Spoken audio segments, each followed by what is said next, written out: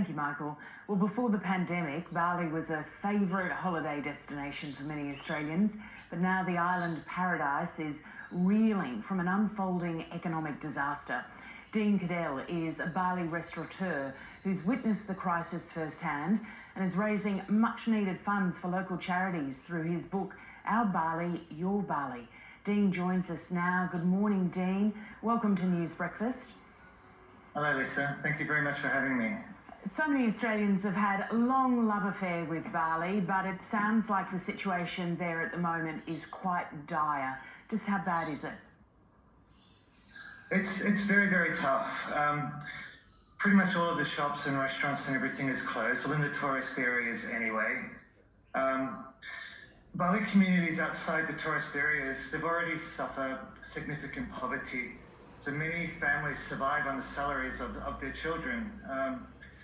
There's no social services here as a safety net, so there's really nowhere to fall back on. The charities are doing a wonderful job feeding people, but they need money, they need help. I just got some numbers out of the 4 charities that I know. They've fed about 4.5 million people so far, which is a very significant number. And there's no real light at the end of the tunnel here. We don't know when it's going to end. So help is required. And even, you've made the point previously that things like the surplus food from hotels used to be used to help people out. But of course, that's not happening at the moment because people aren't there in the hotels.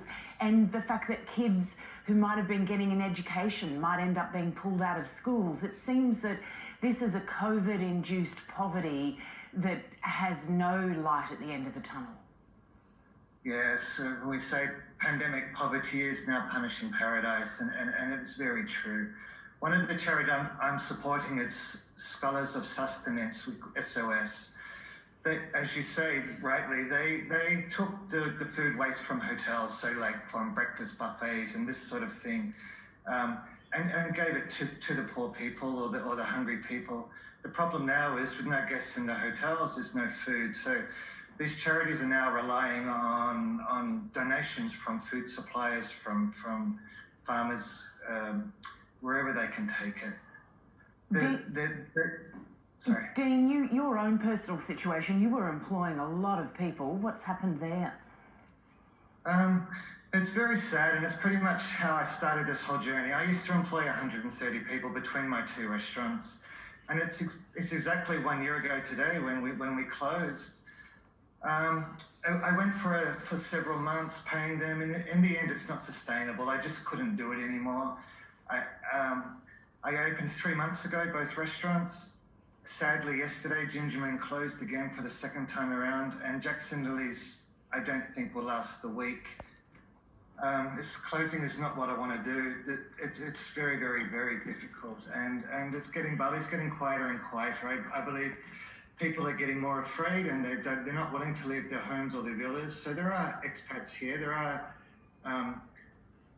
obviously locals that live here too. In the beginning, they would still continue to go out, but not anymore. And even to get delivery food in their houses, it's not possible. I know Australia did wonderfully during the lockdown with delivery food. Bali, we just don't have that population anymore, so there's no way to keep the staff employed. It's just impossible. So, Dean, you've come about with this book, hoping that it might raise a few dollars. I'm hoping to do a lot more than a few dollars. So this has been 9 months of my work. I involved the staff. I visited families. We visited lots of local businesses. It's a 400+ page full of beautiful photography and stories and community feeling. The idea was if people can't come to Bali, then we'll take Bali to them. And I believe that's exactly what we've done. So writing the book, believe it or not, was quite enjoyable, being with these families, feeling the Balinese hospitality, the warmth. And this hospitality, they can't wait to show the rest of the world what they've become famous for. I bet. Australians will certainly want to head back to Bali, Dean. Hey, where can people get the cookbook?